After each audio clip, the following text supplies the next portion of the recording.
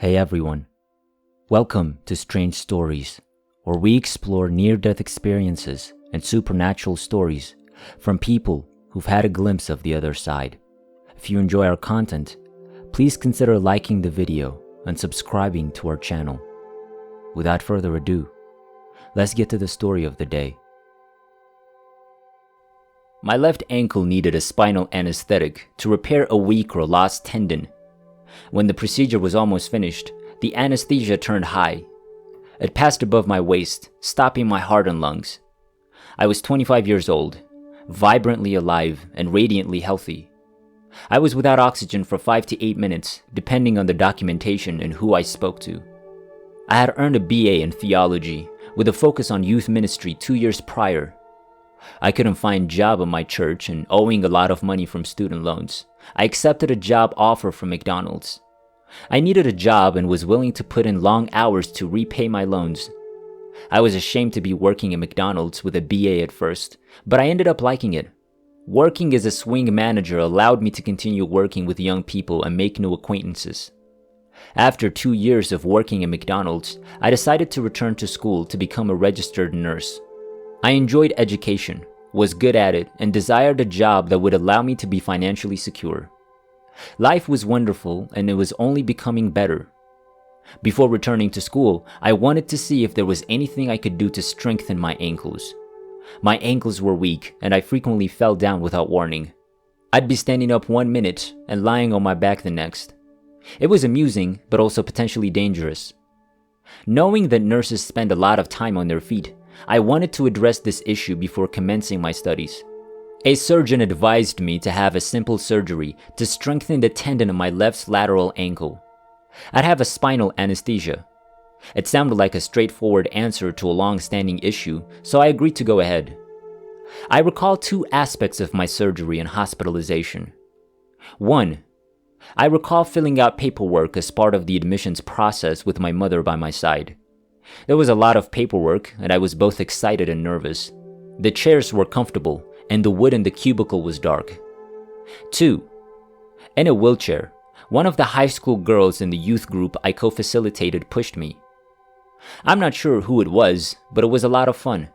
I haven't remembered anything else for about 2 years, with the exception of my NDE, which I will discuss later. The following are the events that occurred, as told to me. My parents and a few friends were waiting for me in the hospital waiting area when they heard the operating shout, "Code." "I knew it was you," my mother said. When the spinal anesthesia went horribly wrong, the procedure was nearly over and my tendon was being healed. Instead of only numbing my legs, it climbed upwards and put my heart and lungs to sleep as well. I did some programming. I'm not sure how long I went without oxygen because different people told me different things. It appears to have been between 5 and 8 minutes. They pushed me past my parents into the intensive care unit on a hospital gurney. I was initially in a fetal posture, and the doctor was unsure if I would survive. They didn't know if I should stay in the fetal position or not. I wasn't aware of anything. My younger brother was apparently visiting me a day or 2 after the accident and was yelling at me to come back. He and I were quite close, and because he was 5 years younger than me, I had always felt specially protective and caring toward him. That's when my physical health began to improve. I awoke from my coma with the capacity to move my entire body. I knew who I was and who other people were, and I could speak and answer questions. Except from my recollection, I looked to be back to normal. My folks picked me up a few days after I checked in. "I knew that no matter how you came out of this, you were my daughter and I loved you," my mother later told me. "I would have taken care of you for the rest of your life if I had to. All I wanted was for you to be alive, and you were." I have no recollection of any of this. I do recall an incident that terrified me to my core about 6 months following the surgery. I had returned to work with the help of my great friends who owned the restaurant. I don't think I was very effective. I returned home one day after a staff meeting and attempted to read my meeting notes, but I couldn't. I couldn't put 2 and 2 together. Nothing seemed to make sense.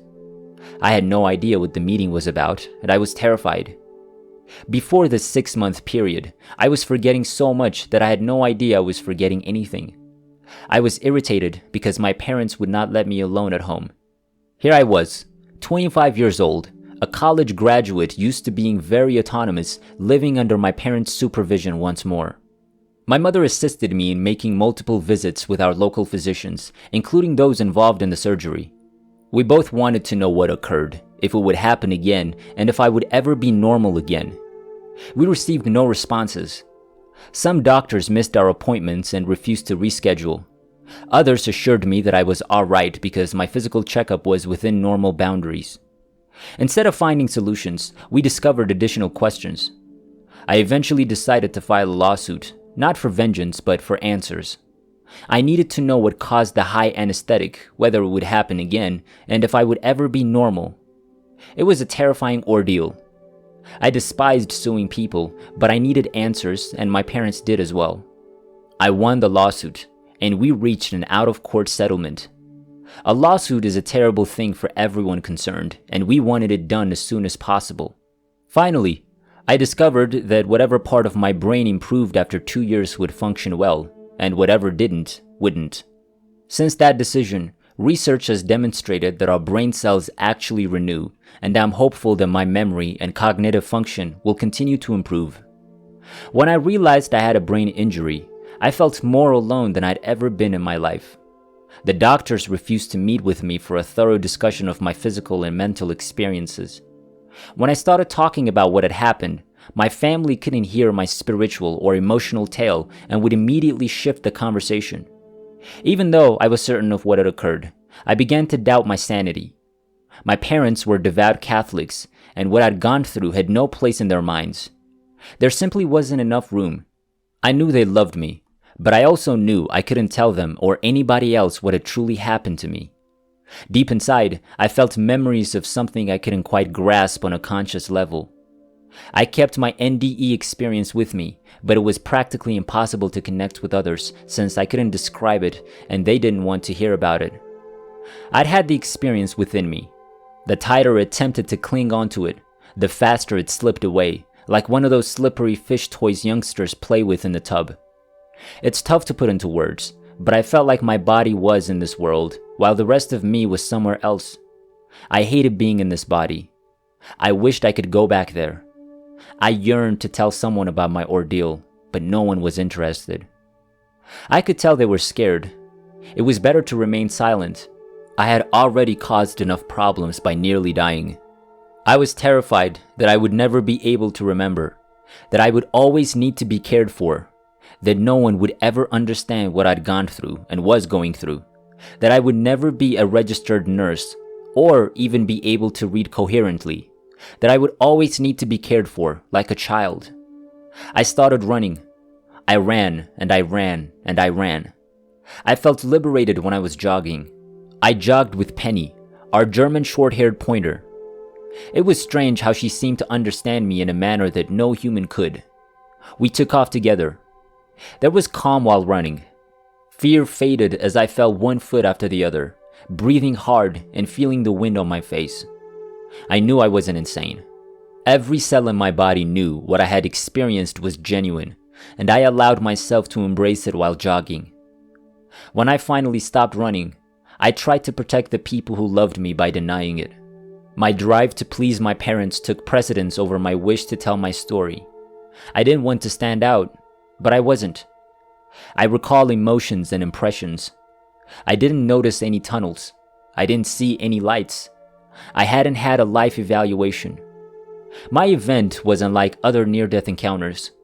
I simply experienced this great sensation of love, unity, and liberation. I went from being in my body to being completely in love. I can only compare it as being in a swimming pool, but my entire body was filled with love.